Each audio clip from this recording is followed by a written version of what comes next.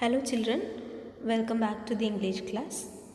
So in this module, we are going to discuss the important questions and answers from the chapter The Voice of the Rain.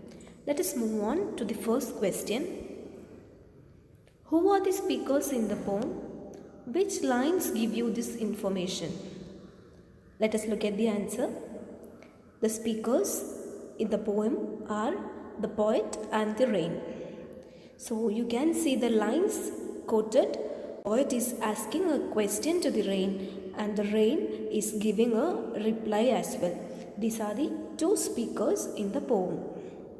Moving on to the next question. Why does the poet call this poem a translation? So the voice of the rain is naturally mysterious and is different from our own. So the poet, who alone understands it, translates the reply of the rain into English. Moving on. To what does Whitman compare the formation of rain and why? Walt Whitman, the poet, compares rain to a song. So the rain forms in the sea and earth and returns with love, just as a song goes from the singer and returns to him with love from the listeners. Hence, the rain is compared to a song which is originating from a place and travels around the world and comes back to the origin itself. Moving on to the next question. How is the cyclic movement of rain brought out in the poem? Let us look at the answer. The poet explains that the raindrops in the form of water vapor rise up from land and sea and then comes down again on earth and dry land in order to wash it down and hence comes back to its origin. So this is the cyclic movement explained by the poet. You might have studied the same process in your science textbooks, just like evaporation, condensation, and the pouring down of rain onto earth. This is the cyclic movement of rain explained in this poem.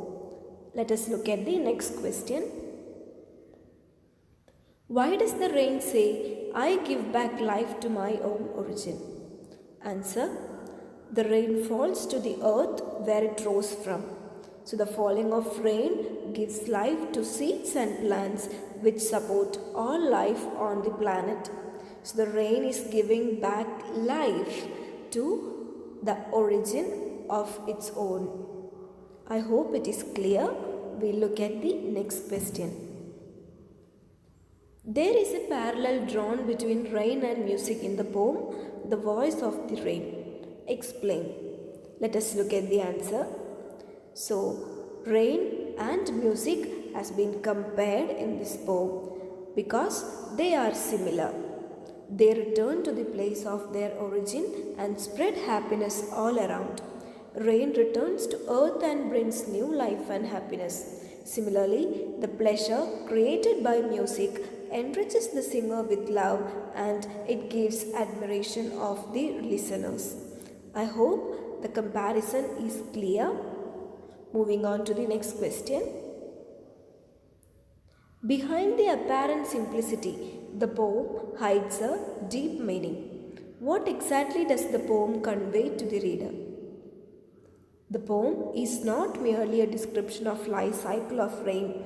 It has definitely got a deeper meaning. So rain is a poem or thing of beauty of earth and so is song or music. The comparison between rain and music and their function, making the earth pure and beautiful, conveys the eternal role of natural phenomenon and art in real life. So this is where lies the relevance and importance of rain being compared to a music. Moving on to the next question. Why are the last two lines put within brackets? So we know that this is a conversation between the poet and the rain and the last two lines are put inside brackets.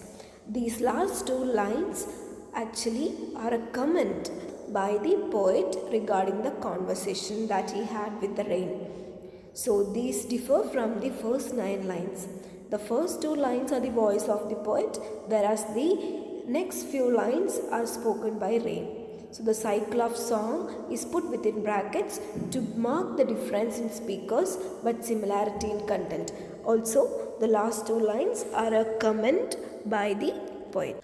I hope all the questions and answers are clear.